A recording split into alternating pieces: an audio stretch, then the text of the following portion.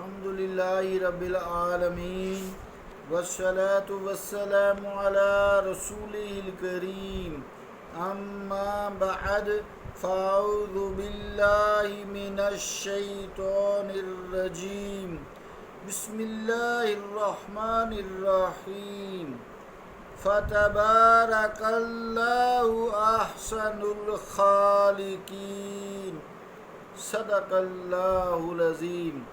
واجب الاحترام سامعین، السلام علیکم ورحمۃ اللہ وبرکاتہ۔ آیت کریمہ جو میں نے تلاوت کرنے کی سعادت حاصل کی ہے، اس کا ترجمہ یوں ہے: بڑا بابرکت ہے اللہ تعالی جو سب سے بہتر تخلیق کرنے والا ہے۔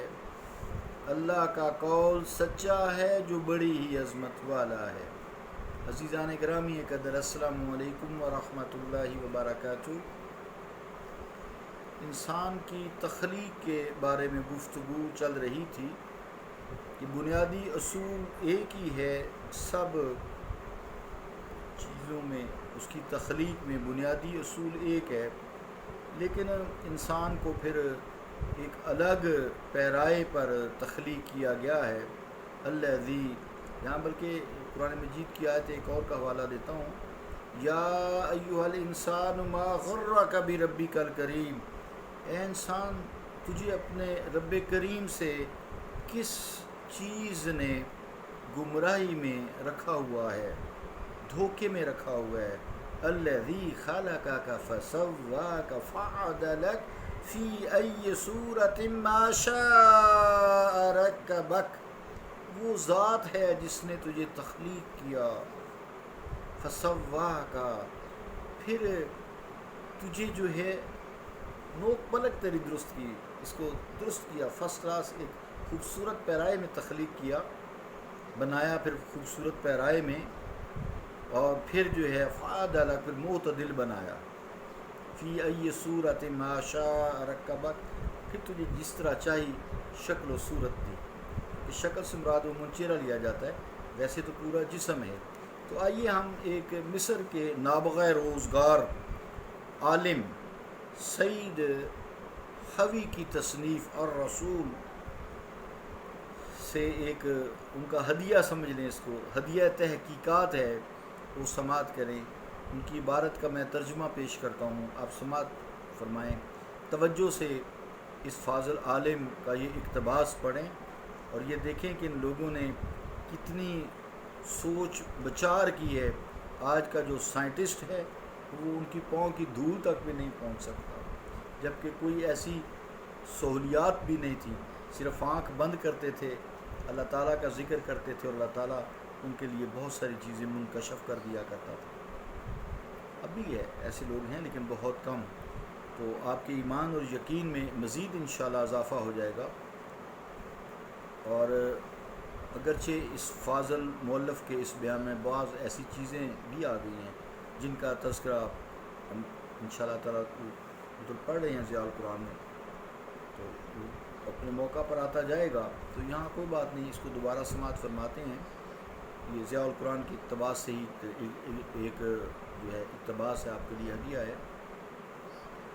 تو حضرت عالم سید حوی رحمۃ اللہ علیہ فرماتے ہیں سورۃ العلق میں جو آیت ہے خلق الانسان من علق، اس کی تشریح کرتے ہوئے لکھتے ہیں، سنیں آج کے سائنسدان کہاں اور وہ عالم کہاں۔ فرماتے ہیں کہ مرد کے مادہ تولید میں جو جرثومہ ہے اور عورت کے مادہ تولید میں جو بیضہ ہے، عورت کے ہاں انڈا ہوتا ہے، مرد کے ہاں جو آج تحقیق ہم لوگوں نے کی ہوئی ہے وہ پہلے ہو چکی ہے، مصطفیٰ کریم نے ہمیں بتا دی۔ پیچھے جائیں تو مصطفیٰ کریم علیہ السلام نے ہمیں سکھایا ہے، قرآن جو ان پہ نازل ہوا ہے تو انہوں نے سکھایا ہے نا بھائی، تو ویسے تو سکھانے والا اللہ تعالیٰ ہی ہے، لیکن اللہ تعالیٰ بھی کسی وسیلے سے سکھاتا ہے نا۔ جیسے ہم اسکولوں، کالجوں، یونیورسٹیوں میں تعلیم لینے جاتے ہیں، ہر طرح کے علم سیکھتے ہیں، سارے پتہ، اس میں کوئی ایسی شرک والی کیا بات ہے۔ تو بہرحال جیسے X chromosome, Y chromosome, X عورت میں ہوتے ہیں، اور مرد میں جو ہے ایکس وائی ہوتے ہیں کروموسوم، اور سپرم سیل جرثومہ ہوتا ہے، عورت میں ایگ ہوتا ہے۔ ان کا جو باہم ملاپ ہے اس نالی میں ہوتا ہے، جسے ہم لوگوں نے انگریزوں نے فیلوپین ٹیوب رکھا ہے نام۔ تو جو رحم اور اووریز جو ہیں بیضہ دانیاں، ان میں جو ٹیوب بچے دانی میں آتی ہے ایسے کر کے، جو یوٹرس ہے یا بچہ دانی عورت کی ناشپاتی کی شکل ہوتی ہے، تو اس کو جو بیضہ دانیہ جہاں سے انڈا آتا ہے، ادھر سے بیضہ دانی سے انڈا آتا ہے، ادھر سے مرد کا سپرم جاتا ہے، دونوں ادھر سے وہ ہوتا ہوا ایسے ایسے چلتا ہے وہ۔ تو یہ جراثیم جو ہے مرد کا مائکروسکوپ میں چلتا ہوا دیکھا جا سکتا ہے، کیونکہ ہم لوگ ڈاکٹر دیکھتے رہتے ہیں۔ تو وہاں سے آ کر اس فیلوپین ٹیوب میں جو اووری سے یوٹرس میں آ رہی ہے اس میں وہ آ جاتا ہے، اور آپس میں یہ مل جاتا ہے۔ مرد کا جو سپرم ہے جرثومہ ہے عورت کے ایگ سے مل جاتا ہے، وہاں انسانی حمل کا پہلا خلیہ مارز وجود میں آتا ہے۔ سعید خوی صاحب لکھتے ہیں پھر یہ خلیہ اگرچہ مقدار میں بہت چھوٹا سا ہوتا ہے، لیکن پورا انسان اپنے جملہ عناصر اور خصوصیات کے ساتھ اس خلیہ میں سمو دیا ہوتا ہے۔ کیا کمال ان کی علوم ہیں۔ پھر یہ خلیہ وہاں سے رحم کی طرف سفر شروع کرتا ہے اور تقریباً 1 ہفتہ میں اپنی منزل رحم تک پہنچتا ہے۔ اس سفر میں بہت سے خلیات اس کے ساتھ مل جاتے ہیں اور وہ ایک گچھا کی شکل اختیار کر لیتا ہے، یعنی اسی کی گروتھ ہوتی ہے۔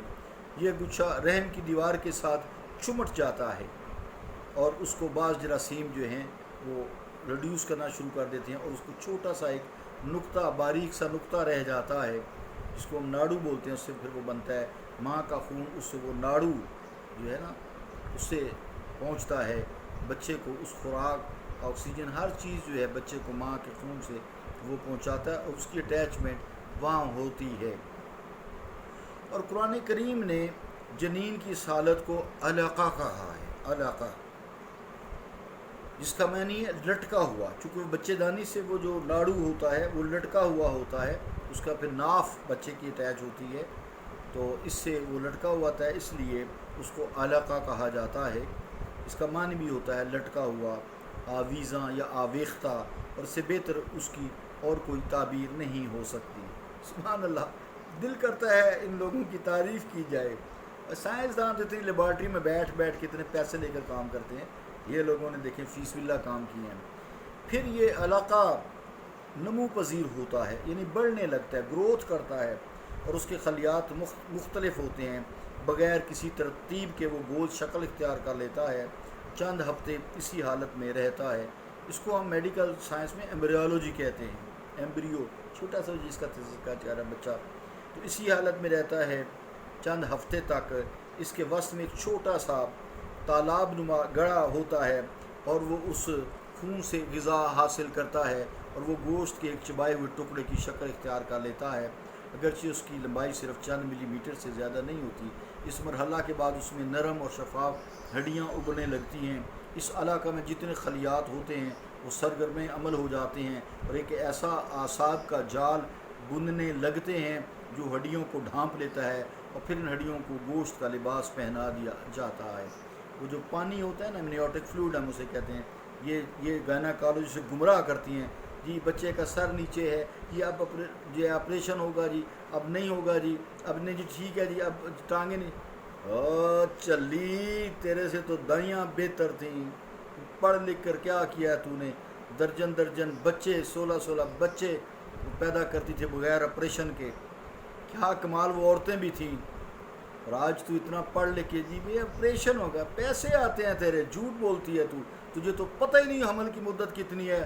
مصطفیٰ کریم صلی اللہ علیہ وآلہ وسلم نے 6 ماہ سے لے کے 2 سال تک حمل کی مدت مقرر کی ہے، اور تو پہلے ہی 9 مہینے تیار کر کے اپنے پیسوں کی خاطر، ماں کا شکم بچے کا مدرسہ ہے، تربیت گاہ ہے، تو پہلے ہی اس کو کھینچ کے نکال دیتی ہے آپریشن کر کے۔ حیا کر، سب کچھ یہیں رہ جائے گا، یہ تیری دولت یہیں رہ جائے گی، جس دن تم مرے گی تیری ساری جائیداد تیرے بچے اسی وقت چھین لیں گے، ایک دوسرے سے لڑیں گے، جن کے دل کے لیے تو حرام کرتی ہے، 9 مہینے آپریشن کر کے باہر نکالتی ہے۔